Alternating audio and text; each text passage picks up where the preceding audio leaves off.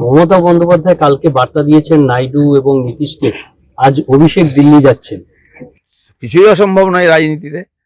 আর নাইডু আর নীতিশবাবুর মতো পল্টুরাম যারা আছেন তাদের উপরে ভরসা করা তো বেমানি, আমরা দেখেছি ঠকতে হয়েছে। কিন্তু রাজনীতি বাধ্যবাধকতা থাকে, তারা বিজেপির সমর্থনে জিতে আসেন আর বিজেপিকে ছেড়ে অন্যের সঙ্গে হাত মেলান। সেইটা আসবে কি না সেটা পার্টির সর্বোচ্চ নেতৃত্ব দেখবেন, দেখার লোক আছে আমাদের। আর মমতা ব্যানার্জির কথায় কেউ কোনোদিন বিশ্বাস করেনি।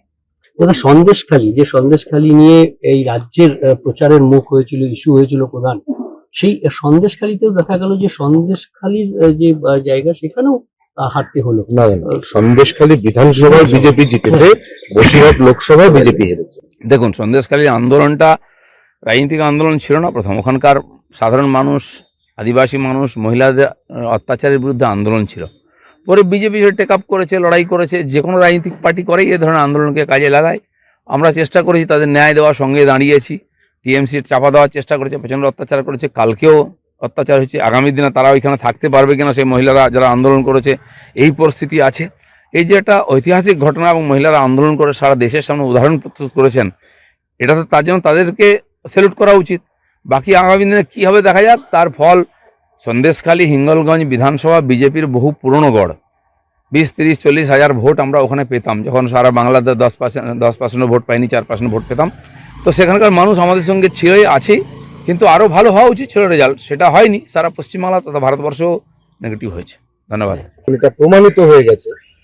আপনি 18 করেছিলেন, কিন্তু সুকান্ত মজুমদার, শুভেন্দু অধিকারী আপনার টার্গেট ফুলফিল করতে পারেন। দেখুন, পার্টি চলতে থাকে, লড়াই চলতে থাকে, নেতার পরিবর্তন হতেই থাকে, রেজাল্টেরও পরিবর্তন হতেই থাকে। তো এটা ঠিক যে আমরা গত 21 অবধি এগিয়েছি, লড়াই করেছি। বহু কর্মী শহীদ হয়েছেন, ঘরছাড়া হয়েছেন, বাড়ি ভাঙা হয়েছে, পরিবারে অশান্তি হয়েছে পার্টি করার জন্য। প্রায় 250 কর্মীকে বলিদান দিতে হয়েছে। তার পরিণামে আমরা 18 সাংসদ এবং 77 এমএলএ পেয়েছিলাম। কিন্তু যে কোনো কারণে হোক ওইখানে আমাদের গ্রোথটা আটকে গেছে। এবারে নির্বাচনেও ভোটের পার্সেন্টেজ একই আছে, যা 38 ছেড়ে দিয়েছিলাম আমরা 21 সালে। আর ভোট পার্সেন্টেজ 38 এবং সিট যা ছিল 77, আর বর্তমান সাংসদ গুণ করলে 7 দিয়ে প্রায় সেটাই দাঁড়ায়। তো আমরা এগোতে পারিনি এই গত 3-4 বছর। সেটা আজকে ভাবা দরকার আছে, কেন দাঁড়িয়ে গেছি এক জায়গায়। যে গতিতে আমরা এগোচ্ছিলাম, সারা দেশে তো আলোচনার বিষয় ছিল, কর্মীদের মধ্যে উৎসাহ ছিল। এবারে আশাও করেছিলাম সবাই, কিন্তু আমার মনে হয় কোথাও না কোথাও ফাঁক থেকেছে, লড়াই সেভাবে হয়নি, সব কর্মীরা নামেনি। এটা নিয়ে চিন্তাভাবনা করার দরকার আছে। গতি যেন রুদ্ধ না হয়ে যায়, তাহলে তো কর্মীরা হতাশ হয়ে যাবেন।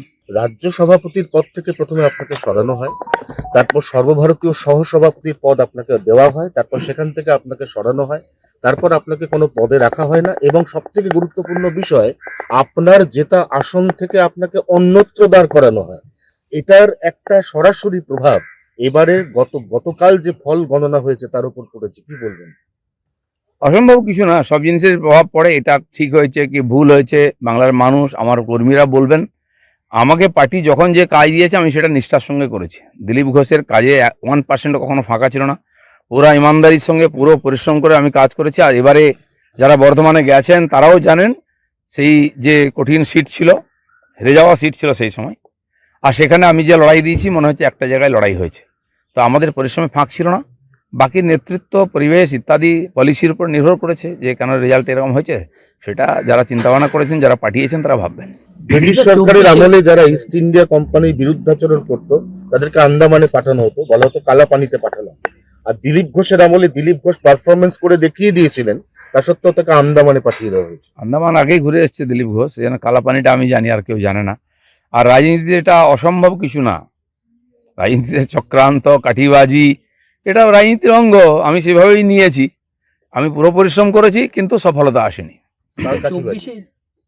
রাজনীতিতে যা হয় সবাই কাঠি নিয়ে ঘুরতে থাকে।